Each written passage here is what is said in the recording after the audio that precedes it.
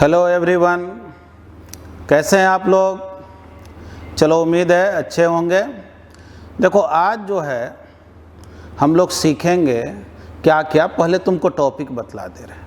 एक तो हम लोग ये सीखेंगे कि अगर 2 पॉइंट चार्ज को कोई गिवन मीडियम में रखते हो, जैसे वाटर में रख देते हो, और उसी 2 चार्ज को जब एयर में रखते हो तो सेपरेशन को किस तरह से हम लोग रिलेट करें एक दूसरे से, जिससे कि दोनों केस में फोर्स इक्वल ही हैं।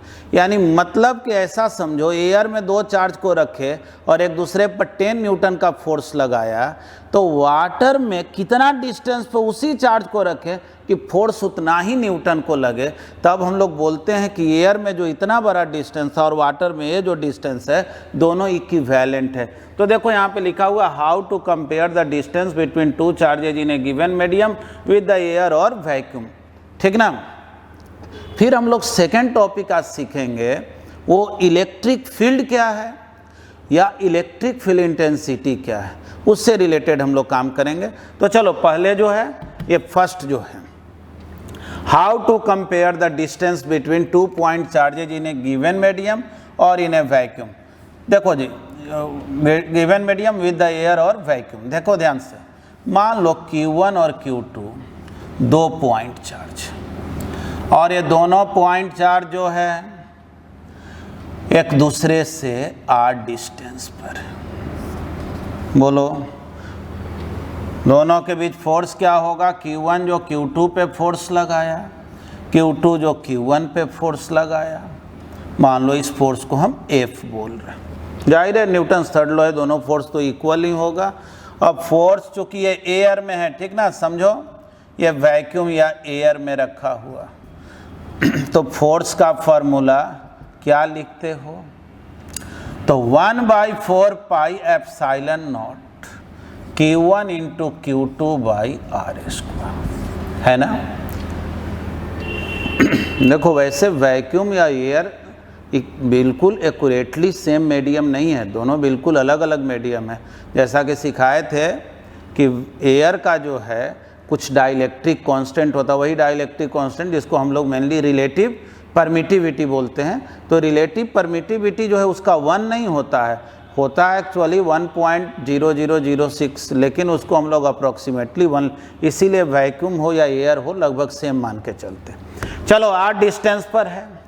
अब यही दोनों चार्ज, ठीक ना, now Q1 and Q2 are placed in a given medium, ठीक ना, अदर देन वैक्यूम, कोई भी दूसरा मीडियम। सपोज करो तुम इसको वाटर में रखती है ना, यहाँ पे Q1 चार्ज है और यहाँ पे Q2 चार्ज। कह रहा है कि बतलाओ वाटर का अगर, या मान लो कोई भी मीडियम हो, उसका अगर रिलेटिव परमिटिविटी एप्सिलॉन r हो, तो बतलाओ बीच का हम सेपरेशन क्या लिखें कि फोर्स उतना ही। एक बात जानना, एयर में तो ज़्यादा फोर्स लगता है, अगर उतना ही डिस्टेंस पे वाटर में रखोगे, दूसरे मीडियम में रखोगे तो फोर्स घट जाएगा। तब हम लोग क्या करते हैं कि ये डिस्टेंस को थोड़ा कम करते हैं। मान लो ये डिस्टेंस कितना है r', डिस्टेंस को r' करते हैं। देखो अब तुमसे कहा गया कि बतलाव इन दोनों के बीच का फोर्स क्या होगा। मान लो एक मिनट, Q1 और Q2 के बीच लगने वाला फोर्स जो है वो F' है। सीखना इसको, पहले एयर में फोर्स निकाले और r' डिस्टेंस पे रख करके अब इस गिवन मीडियम में फोर्स निकाले।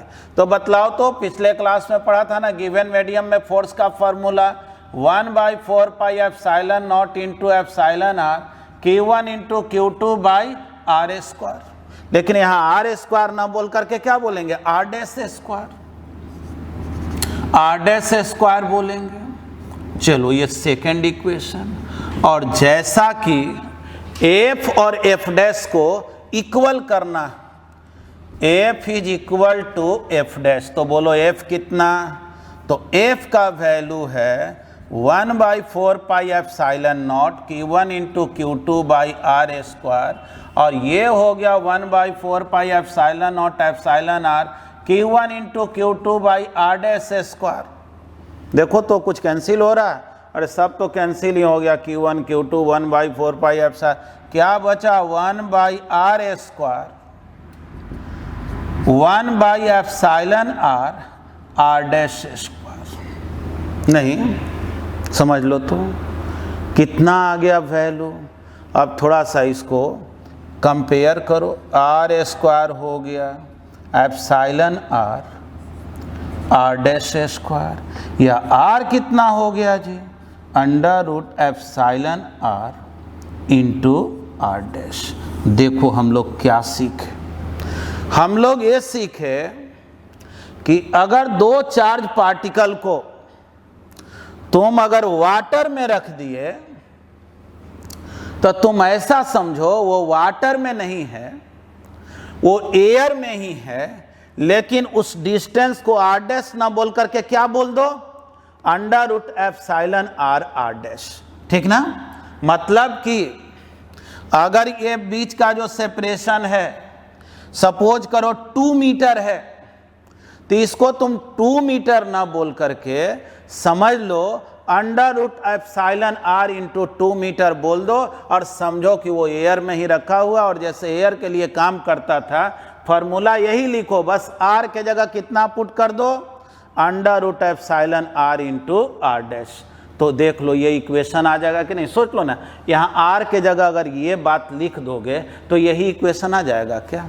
तो इस तरह से तो समझ गया कि कैसे हम लोग कंपेयर करेंगे एयर और किसी गिवन मीडियम के डिस्टेंस को। आगे इलेक्ट्रिक फील्ड को बतला रहे, पहले इसको नोट कर लो। देखो अभी जो हम लोग सीखे ना उसी पे बेस्ड एक क्वेश्चन लेते हैं।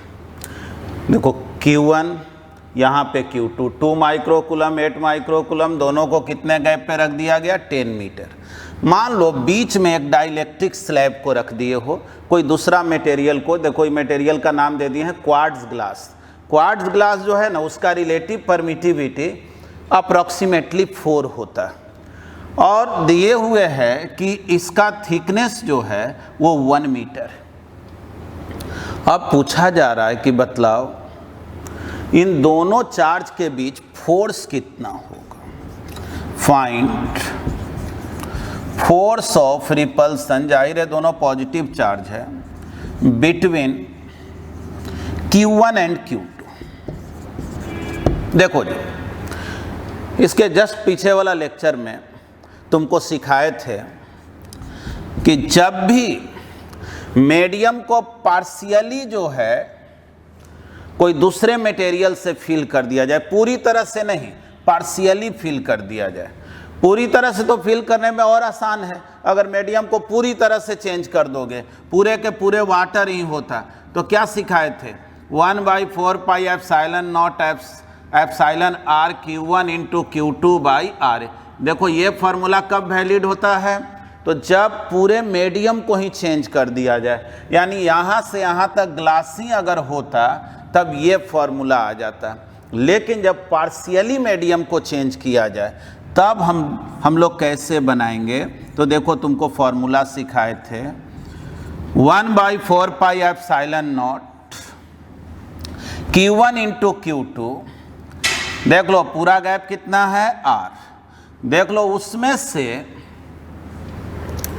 ये जो पार्शियली डाइलेक्ट्रिक स्लैब रखा गया उसका थिकनेस कितना है, तो मान लो इसके थिकनेस को अगर T से डिनोट करें तो R माइनस T, ठीक ना, ये 1 मीटर को T समझो, यानी इतना दूर का जो गैप है वो वैक्यूम वाला पार्ट है ना या एयर वाला पार्ट है, ये पार्ट अलग है। तो जो पार्ट अलग है, अभी कुछ देर पहले सीखे हो कि अगर मान लो वाटर में दो पार्टिकल को r' डिस्टेंस पे रखोगे, तो अगर उसी को वैक्यूम में कंसीडर करना है तो उसको under root epsilon r into r', अभी सिखाए थे इसके पहले। तो बस तुम ये जान लेना कि जब भी पार्शियली फील्ड किया जाए तो तुम इस तरह से फॉर्मूला याद कर लो। आर हो गया पूरा गैप, टी इसका जो है थिकनेस है उसको माइनस कर दो, under root epsilon nought R into T, मतलब देखो जी ये गैप के बदले क्या लिख देना है, under root epsilon nought R into T whole square. अब बतलाओ क्या हो गया, 9 into 10 to the power 9। Q1 कितना, 2 माइक्रोकूलम, Q2 कितना, 8 माइक्रोकूलम, डिवाइडेड बाई R कितना तो 10, T कितना तो 1, एप्सिलॉन R का वैल्यू कितना है तो 4,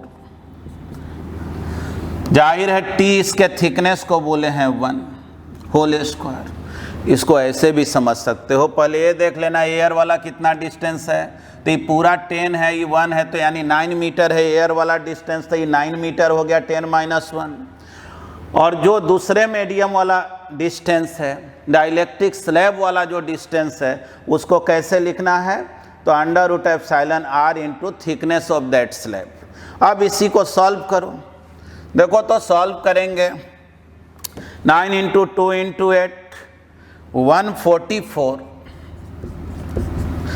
10 टू दी पावर -3, नीचे देखो तो क्या आएगा, तो देखो ये 9 है और ये 2 है, तो 9 + 2 11, 11 स्क्वायर है 121। अब इसको सॉल्व करो, देखो वैल्यू कितना आ रहा है 1.19 into 10 to the power -3 newton, ठीक ना। चलो इसका एक स्क्रीनशॉट ले लो। अब देखो एक टर्म है जिसको हम लोग प्रिंसिपल ऑफ सुपरपोजिशन बोलते हैं, या forces between the multiple charges. ढेर सारा जब चार्ज हो, दो चार्ज का ही बात ना हो, जब ढेर सारे फोर्स का बात हो, ढेर सारे चार्ज का बात हो, या इसी को जो है ना हम लोग प्रिंसिपल ऑफ सुपरपोजिशन भी बोलते हैं। प्रिंसिपल ऑफ सुपरपोजिशन, अब इसको पहले समझ लो, फिर स्टेटमेंट को हम लिख भी देते हैं। जैसे मान लो यहाँ पे एक Q0 चार्ज है ना, और इधर जो है ढेर सारा पॉइंट चार्ज, ढेर सारा पॉइंट चार्ज। मान लो यहाँ Q1 है, यहाँ Q2 है, यहाँ Q3 है, यहाँ Q1 है, ढेर सारा पॉइंट चार्ज।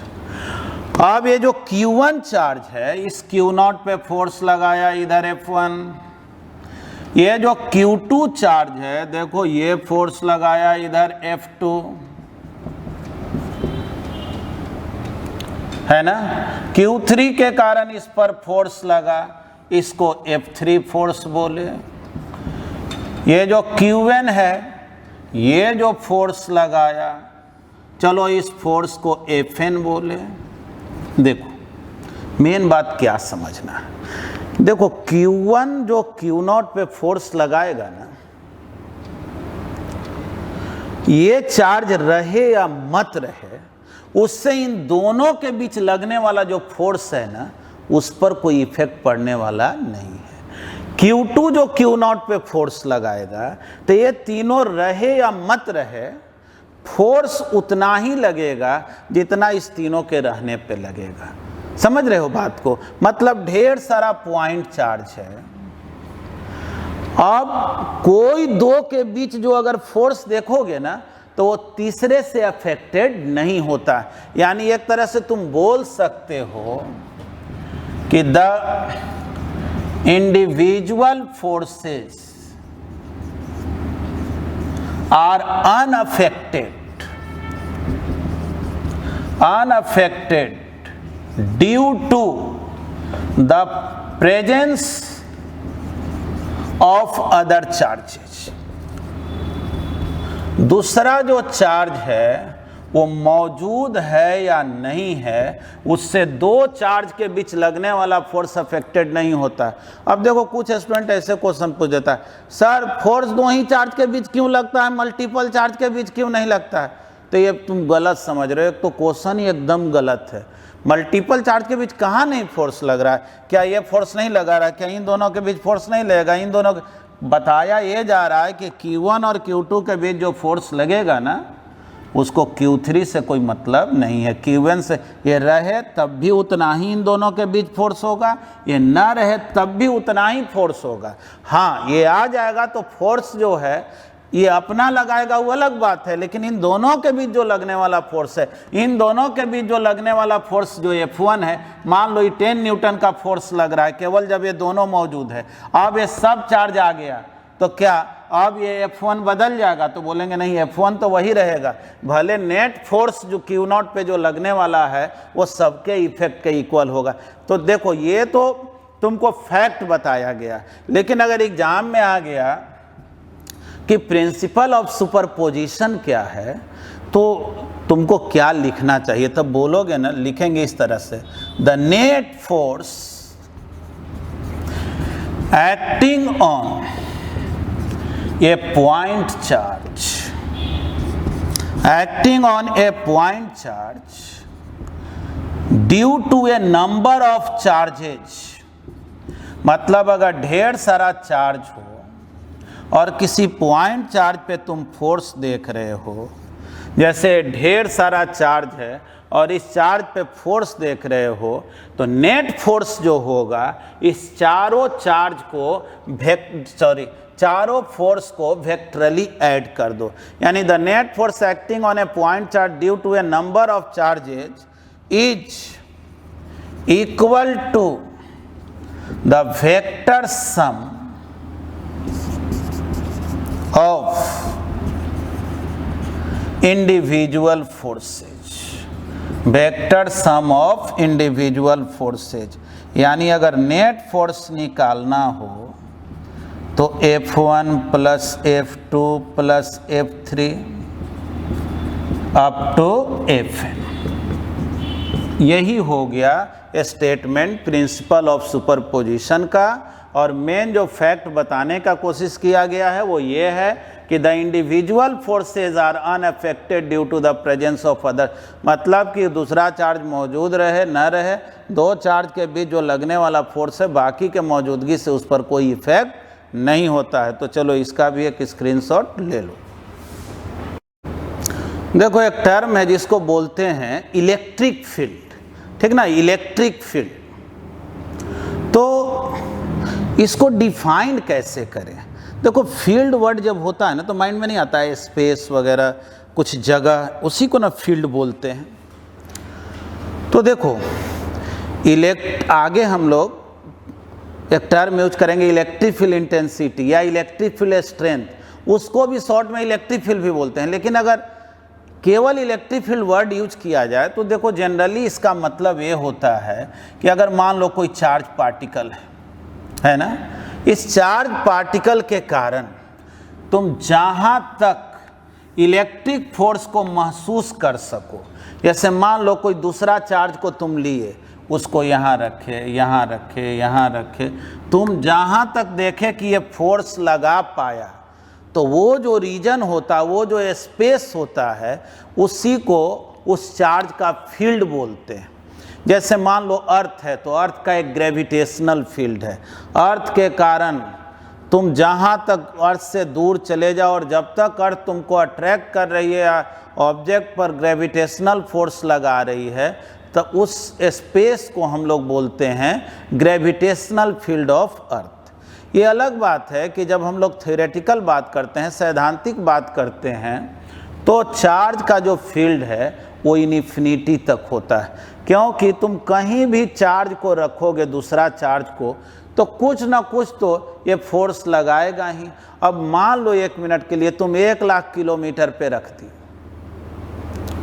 तो जो फोर्स कैलकुलेट करोगे कूलम्ब फार्मूला से 1/4 pi epsilon nought Q1 × Q2/r² से, तो चूंकि R इतना ज़्यादा है कि वो फोर्स निग्लिजिबल हो जाएगा, यानी थियोरेटिकल तौर पे तो बोलेंगे इन्फिनिटी तक, लेकिन प्रैक्टिकली में जो है ना कुछ मीटर या किलोमीटर में इलेक्ट्रिक फील्ड का रेंज होता है। यानी इसको तुम ऐसे डिफाइन कर सकते हो, बोल सकते हो द स्पेस और region up to which electric force can be experienced, ठीक ना, is called electric field of that charge body, ठीक ना। वैसे तो देखो तुम लोगों को लिखा हुआ अभी नोट्स तो मिल ही रहा है, तो वो नोट्स भी मिल जाएगा उस और एक्सप्लेन कर देना क्या बतलाए कि वैसे थियोरेटिकली बोलते हैं कि ये 0 से इन्फिनिटी तक होता है, लेकिन देखो प्रैक्टिकल में क्या होता है कि तुमको पहले भी डिस्कस किए हैं कि न्यूक्लियस के जो इनसाइड में कूलम्ब फोर्स वैलिड नहीं होता है, वहाँ एक नया फोर्स आ जाता है, वो न्यूक्लियर फोर्स होता है, जिसका चर्चा आगे करेंगे हम लोग। देखो तो न्यूक्लियस के जस्ट आउटसाइड से जो है इसका रेंज स्टार्ट होता है, यानी प्रैक्टिकल वे में बोल सकते हो कि जो एवरेज साइज है न्यूक्लियस का 10⁻⁻15 मीटर से लेकर के कुछ मीटर या कुछ किलोमीटर तक इसका रेंज होता है, ठीक ना। तो कोई भी चार्ज बॉडी है उसके कारण जहाँ तक फोर्स लगेगा, जिस स्पेस जिस रीजन तक फोर्स लगेगा, उसी स्पेस को हम लोग क्या बोलेंगे, तो इलेक्ट्रिक फील्ड बोलेंगे। लेकिन ये जो इलेक्ट्रिक फील्ड है इसके स्ट्रेंथ को मापेंगे कैसे, इसके इंटेंसिटी को मेजर कैसे करेंगे, मेन बात ये सीखना है, ठीक ना। तो चलो पहले तो इसको अगर कुछ लिखना चाहते हो तो इसको लिख लो। देखो एक न्यू टॉपिक हम लोग ले रहे हैं, इलेक्ट्रिक फील्ड इंटेंसिटी और इलेक्ट्रिक फील्ड स्ट्रेंथ भी इसको बोलते हैं।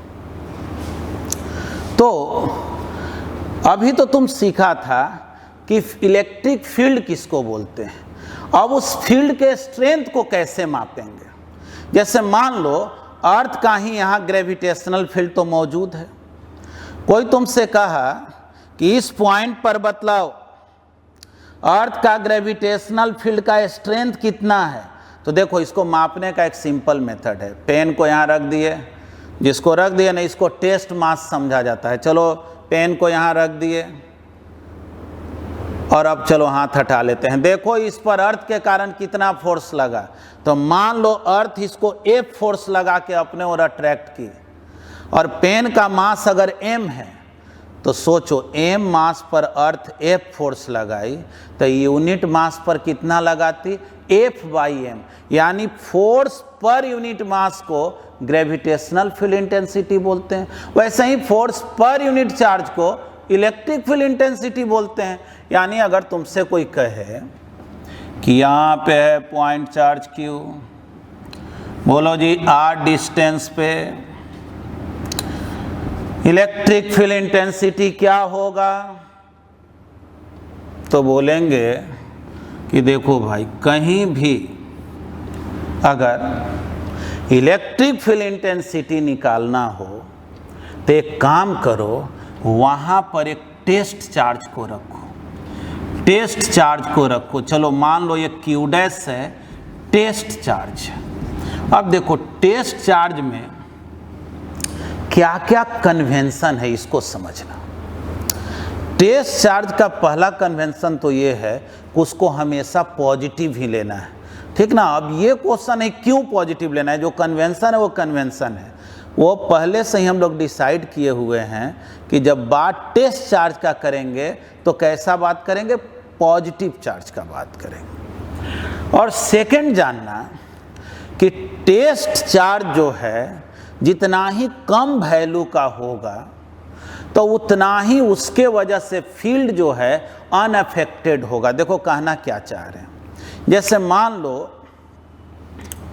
कि ये जो चार्ज है इसका अपना एक इलेक्ट्रिक फील्ड है, तो जाहिर है यहाँ क्यू डैश रखोगे तो क्यू डैश का भी अपना एक फील्ड होगा ना, लेकिन हमको इसका फील्ड स्ट्रेंथ यहाँ मापना है। तो ये जितना ही कम वैल्यू का होगा उतना ही जो है मेजरमेंट ज़्यादा एक्यूरेट होगा। इसी वजह से जो है हम लोग टेस्ट चार्ज को हमेशा कोशिश करते हैं कि वेरी स्मॉल वैल्यू का हो।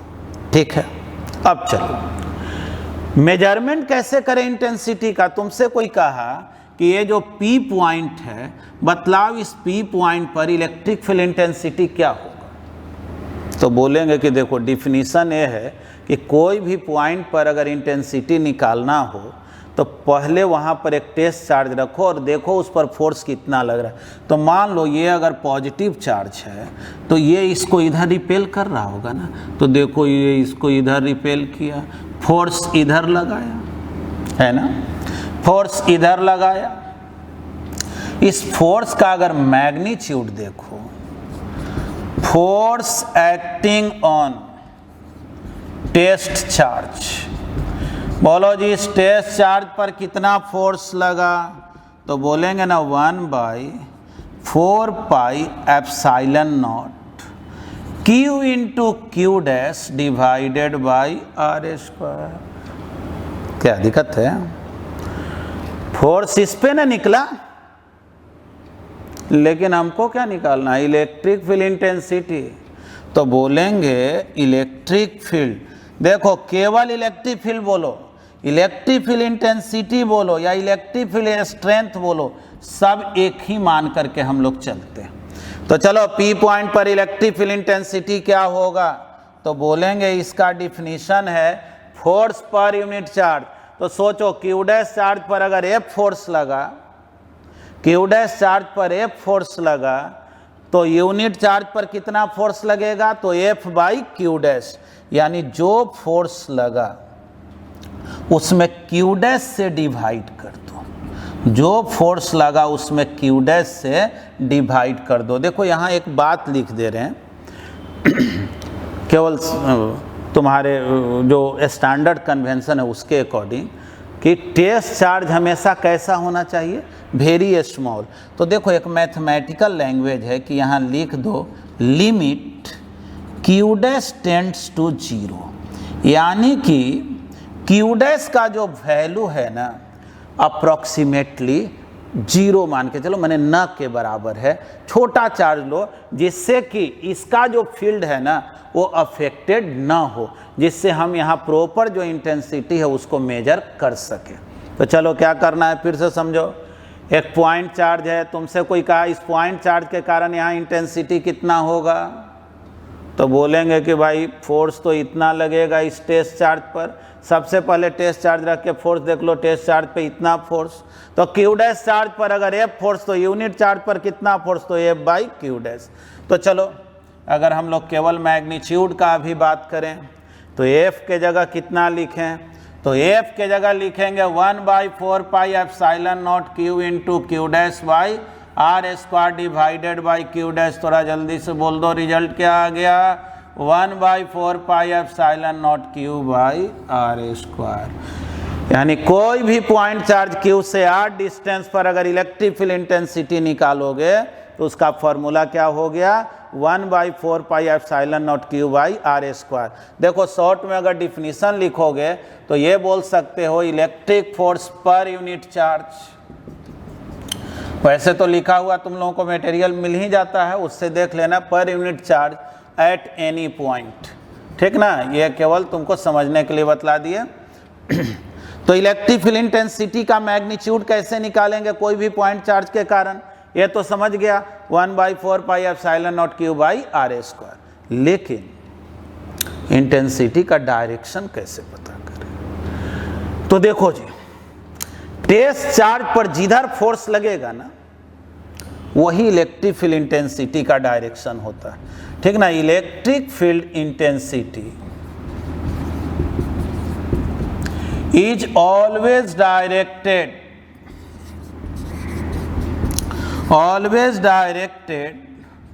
along the direction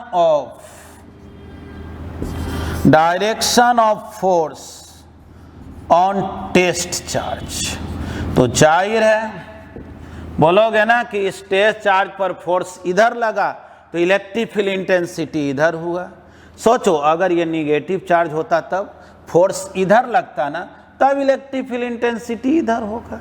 यानी जो इलेक्ट्रिक फील्ड इंटेंसिटी है उसका डायरेक्शन किस पे डिपेंड करेगा कि जो तुम्हारा प्राइमरी चार्ज है जिसके कारण तुम इंटेंसिटी निकाल रहे हो वो किस नेचर का है, पॉजिटिव है निगेटिव है। तो चलो इसका एक स्क्रीनशॉट ले लो।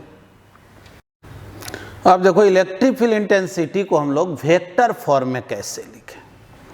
जैसे यहाँ पे पॉइंट चार्ज Q है और ये है पॉइंट P। सपोज करो P का पोजीशन वेक्टर है R इस चार्ज के रिस्पेक्ट में, ठीक ना।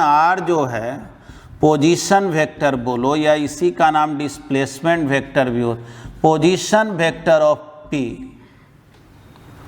With respect to charge Q, है ना। अब तुमसे कहा गया है यहाँ इलेक्ट्रिक फील्ड इंटेंसिटी कितना होगा, तो देखो इतना तो तुम जान रहे हो 1/4 पाई एप्सिलॉन नॉट Q/r²।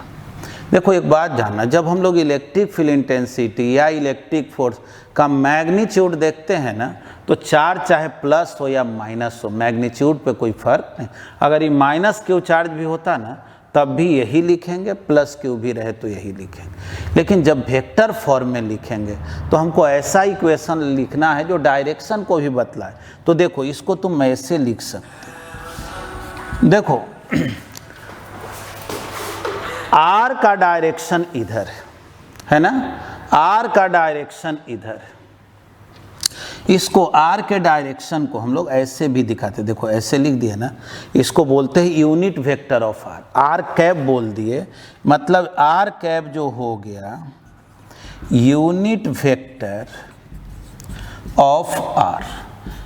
जैसे x डायरेक्शन के बदले I कैप लिखते हो ना, y डायरेक्शन के बदले j कैप लिखते हो, वैसे ही R वेक्टर के डायरेक्शन को रिप्रेजेंट करने के लिए क्या लिखते हैं, R कैप। और इस फिगर में R कैप का डायरेक्शन इधर, मतलब R का जिधर डायरेक्शन है वही R कैप का डायरेक्शन है। देखो हम लोग कैसे लिखेंगे वेक्टर फॉर्म में, जो फॉर्मूला जानते हो एकदम एक्यूरेट वही लिखो, कुछ नया नहीं लिखना, बस यहाँ लिख दो R कैप। अब देखो कहोगे कि इससे क्या हो गया, बोलेंगे देखो इससे क्या हुआ, ये बता रहा है कि ये जो चार्ज है वो अगर पॉजिटिव है, यानी ये टर्म अगर पॉजिटिव है तो E और R सेम डायरेक्शन में होगा, ठीक ना। When Q is positive then E is directed along the direction of R। सोच लो अगर ये पॉजिटिव है तो अभी दूसरा मेथड भी सिखाए थे ना कि यहाँ एक टेस्ट चार्ज रखो, पॉजिटिव टेस्ट चार्ज हमेशा होता है, अगर ये प्लस होता तो रिपेल करता ना, यानी E का डायरेक्शन R के डायरेक्शन में होता कि नहीं, तो वैसे भी पता चल रहा है। अगर ये निगेटिव होगा तो यहाँ टेस्ट चार्ज रखोगे अट्रैक्ट, यानी इलेक्ट्रिक फील्ड इंटेंसिटी इधर होगा। तो ऐसे भी बोल सकते हो कि देखो ये इक्वेशन ही बता रहा है when Q is negative E का जो डायरेक्शन होगा वो R के डायरेक्शन के अपोजिट में होगा।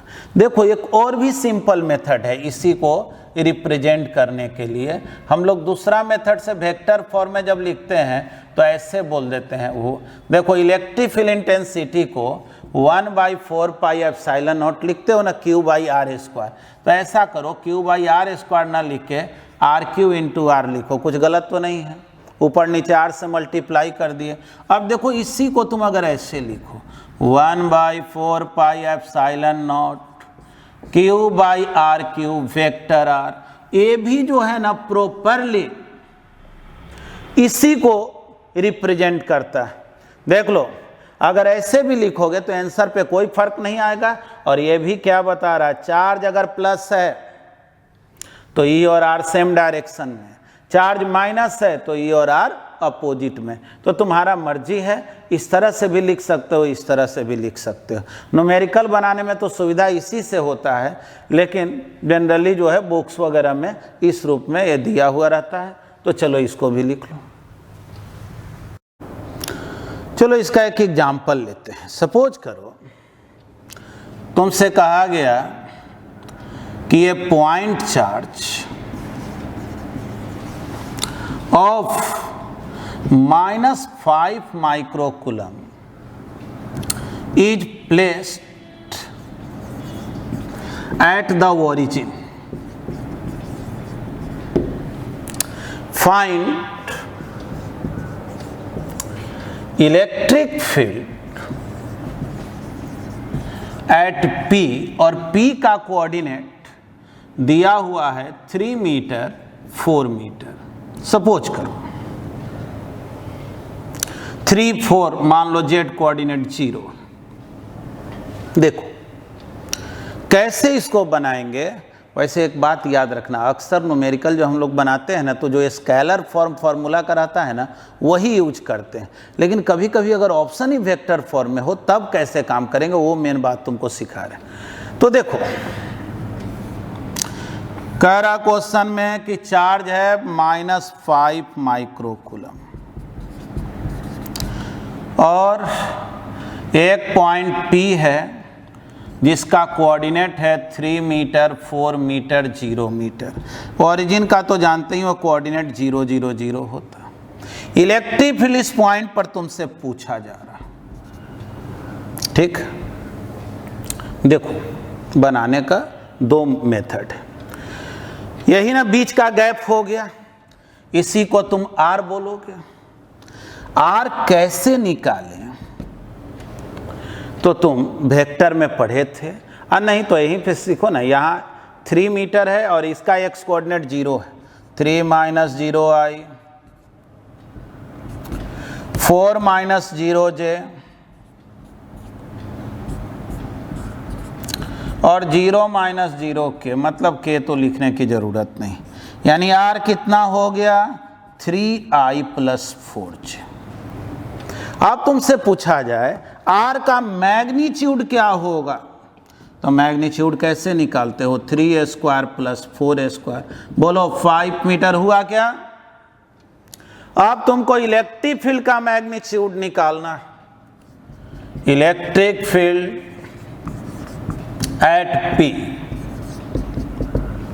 तो फॉर्मूला क्या जानते हो, फॉर्मूला जानते हो 1/4 पाई एप्सिलॉन नॉट Q/r²। यही ना स्केलर फॉर्म है। अब 1/4 पाई एप्सिलॉन नॉट के जगह क्या लिख दिया, 9 × 10⁹ अब Q जो है वो चार्ज है। चार्ज कितना है -5 माइक्रोकूलम। बोलेंगे -5 हो या +5 हो, हम तो 5 ही लिखेंगे, क्योंकि हम बात क्या चीज का कर रहे हैं, मैग्नीट्यूड का, डिवाइडेड बाई r²। तो r कितना है जी, तो r है 5। तो चलो 5a², बतलाओ तो ये कितना हो गया, तो ये हो गया 9/5। देखो एक 5 कैंसिल हो गया, 10⁻³ न्यूटन। देखो यहाँ 9 है -6 है, इतना आया वैल्यू। जो भी इसको 1 पॉइंट समथिंग करके अपना जो भी सॉल्व कर लोगे, तो ये तो मैग्नीट्यूड आया ना। केवल मैग्नीट्यूड पूछता तो यही आंसर हो जाता। लेकिन डायरेक्शन के साथ अगर पूछे, अगर ऑप्शन IJ में दे दे, तब क्या करें। तो देखो तब के लिए भी हमारे पास 2 मेथड है। एक ये है कि तुम R का यूनिट वेक्टर निकालो। ठीक है ना, क्या करो, R का यूनिट वेक्टर निकालो। तो R का यूनिट वेक्टर कैसे निकालें, है ना। तो वेक्टर R जो है ना, उसमें उसके मैग्नीट्यूड से डिवाइड कर दोगे तो उसका यूनिट वेक्टर निकल जाता है। कोई भी वेक्टर का जो यूनिट वेक्टर निकालना हो ना, क्या मेथड होता है, उसके वेक्टर R में, माने उस वेक्टर में उसके मैग्नीट्यूड से डिवाइड। तो वेक्टर R कितना है जी, तो 3i + 4j, और मैग्नीट्यूड कितना है जी, तो 5। चलो अब जो है इसी क्वेश्चन को अगर इन वेक्टर फॉर्म लिखना हो, याद रखना एक आंसर तो तुम्हारा यहीं आ चुका है। केवल मैग्नीट्यूड का बात हो, बस वो लिख के छोड़ दो, दूसरा ये है कि तुम इसको ऐसे लिखो 1/4 pi epsilon nought Q by R square R cap. ठीक है, 9 × 10⁻⁹। हाँ देख लेना, जो सतर्क रहना, स्केलर फॉर्म में तो चार्ज प्लस हो या माइनस हो लिखना प्लस है, लेकिन जब वेक्टर फॉर्म का बात होता है ना तो चार्ज प्लस हो तो प्लस लिखना है, माइनस हो तो माइनस वेक्टर फॉर्म का बात हो। अक्सर न्यूमेरिकल में हम लोग वेक्टर फॉर्म का काम नहीं करते, लेकिन अगर एग्जाम में ऑप्शन ही वेक्टर फॉर्म में हो तब क्या करोगे? तो देखो जी, Q के जगह -5 microcoulomb divided by R square, R तो मालूम है ही 5 है, आर कैप। तो आर कैप का वैल्यू कितना है जी? तो आर कैप जो आया है 3/5I प्लस 4/5J। ठीक है, चलो इसको तो पहले स्क्रीनशॉट ले लो और सिंप्लीफाई कर देते हैं इसको। तो चलो इसी को और सिंप्लीफाई कर दे रहे हैं। तो इसको सिंप्लीफाई करोगे तो देखो, एक 5 तो इससे कैंसिल हो जाएगा और 1/5 कॉमन निकालोगे, माइनस तो आगे है ही, -9/25 इंटू 10⁻³ और ब्रैकेट में क्या आ गया 3I + 4J। देखो ये वेक्टर फॉर्म का आंसर हुआ। तुम कहोगे कि भाई दोनों आंसर तो अलग अलग है, तो बिल्कुल नहीं, दोनों आंसर एक ही है। ठीक ना, याद रखना इलेक्ट्रिक फील्ड का यूनिट क्या होना चाहिए? तो न्यूटन पर कूलम। आगे हम यूनिट डायमेंशन में तुमको निकाल के बता दे रहे हैं। खैर, फोर्स पर यूनिट चार्ज है तो न्यूटन पर कूलम। देखो ये आंसर हो गया इलेक्ट्रिक फील्ड इंटेंसिटी का। ठीक है ना। अब जो है तुम कहोगे लेकिन पहले तो आप दूसरा वैल्यू निकाले थे। बिल्कुल नहीं, आई जे में है, इसका भी मैग्नीट्यूड निकालोगे √3² तो ये 9/5 ही आ जाएगा, और मैग्नीट्यूड माइनस में नहीं लिखा जाता, लेकिन वेक्टर फॉर्म में लिखना हो तो ये तरीका है। देखो दूसरा तरीका क्या है वेक्टर फॉर्म में लिखने का। ठीक ना, बार बार एक बात बोल रहे हैं, वेक्टर फॉर्म का अक्सर हम लोगों को ज़रूरत नहीं पड़ता है, क्योंकि जनरली हमसे जब भी क्वेश्चन पूछा जाता है तो स्केलर मेथड आसान भी होता है और उसी का अक्सर ज़रूरत भी पड़ता है। लेकिन फिर भी अगर ज़रूरत हो, ठीक ना, कोई ज़रूरी नहीं कि अभी तक जो क्वेश्चन आते रहा उसी टाइप का आएगा। देखो एक फार्मूला ये भी बोले थे ना, तो ऐसे भी काम करोगे तो यही आंसर आएगा। देखो 9 × 10⁻⁹, Q का वैल्यू -5 × 10⁻⁻⁻। जब भी वेक्टर फॉर्म में लिखना है तो चार्ज प्लस तो प्लस, माइनस तो माइनस, लेकिन स्केलर फॉर्म में लिखना है जैसे 1/4 pi epsilon nought Q by R square के टर्म में लिखना होता तो चार्ज प्लस हो या माइनस हो तो मैग्नीट्यूड लिखेंगे, है ना। आर क्यू, आर तो अभी तुमको मालूम है ही कि 5 के इक्वल आया था। अभी आर हम लोग निकाले थे ना, 3I + 4J आया था। तो आर का मैग्नीट्यूड निकालोगे तो जाहिर है √3² + 4² 5 आएगा। आर इंटू वेक्टर आर, तो सोचो तो वेक्टर आर कैसे निकालते हैं? 3 - 0I यानी 3I, 4 - 0J 4J, 0 - 0 के देख लो, मिला करके देखो तो यही जवाब आया है कि नहीं। हाँ देख लो, यहाँ क्यूब है, क्यूब इसको कर लेना, 5 पे पावर 3, देखो तो कितना आ गया ना, -9/25 10⁻³ 3I + 4J। यानी वेक्टर फॉर्म में तुम इस तरह से भी लिख सकते हो और इसके पहले जो बतलाए जवाब तो एक ही आना है। तो ये तो हम लोग सीखे कि पॉइंट चार्ज जब दिया रहे तो कैसे जो है हम लोग उसके इलेक्ट्रिक फील्ड इंटेंसिटी को निकालेंगे किसी पॉइंट पर। स्केलर फॉर्म तो बहुत, देखो इसी में थोड़ा सा और बतला दे रहे हैं तुमको, वो ये है कि अभी तुम पढ़ा था ना कि इलेक्ट्रिक फील्ड इंटेंसिटी होता है force per unit charge F/Q', वही लिखा था लिमिट Q' टेंड्स टू 0। तो तुमसे कोई पूछ दे यूनिट बतलाओ भाई इलेक्ट्रिक फील्ड का क्या होगा, तो क्या इसके लिए कोई नया रिसर्च की ज़रूरत है? बोलो, न्यूटन पर कूलम, है कि नहीं? या तुम जानते हो कि कूलम को हम लोग एम्पियर सेकंड भी बोलते हैं, तो न्यूटन पर एम्पियर सेकंड। अगर डायमेंशनल इक्वेशन कहा जाए कि इसका डायमेंशन क्या लिखेंगे भाई, तो सोच लो बढ़िया से। न्यूटन को क्या लिखते हो, फोर्स है mL power -2 ampere capital I second T, तो mL T power -3 I power -1, ठीक है ना। चलो यहाँ तक तो हम लोग सीखे। अब देखो इससे ज़्यादा अभी नहीं बतला रहे हैं, अगले क्लास में हम तुमको ये सिखाएंगे कि जब किसी इलेक्ट्रिक फील्ड में कोई पॉइंट चार्ज को रखेंगे, इलेक्ट्रॉन रख दिए, प्रोटॉन रख दिए, तो उस पर क्या इफेक्ट होगा, या उसको हम प्रोजेक्ट कर दिए तो क्या इफेक्ट होगा, इसके बारे में बतलाएंगे। और फिर उसी में तुमको आगे सिखाएंगे इलेक्ट्रिक लाइंस ऑफ फोर्स के बारे में। चार्ज पार्टिकल से जो लाइंस ऑफ फोर्स ओरिजिनेट होता है उसका प्रॉपर्टीज वगैरह क्या होता है। तो ठीक है, देखो बार बार एक बात बोलते हैं कि तुम लोग जो है एकदम पहले से ही, स्टार्ट से ही जो भी न्यूली वीडियो ऐड हो रहा है वो तुम्हारे सिलेबस के अकॉर्डिंग ही कंटेंट रख के प्रॉपरली दिया जा रहा है, उसको ध्यान से पढ़ना। साथ में तुमको नोट्स भी दिया जा रहा है जिससे कि तुम जो है बेहतर ढंग से उसको एग्ज़ाम में लिख सको, ठीक ना। चलो धन्यवाद।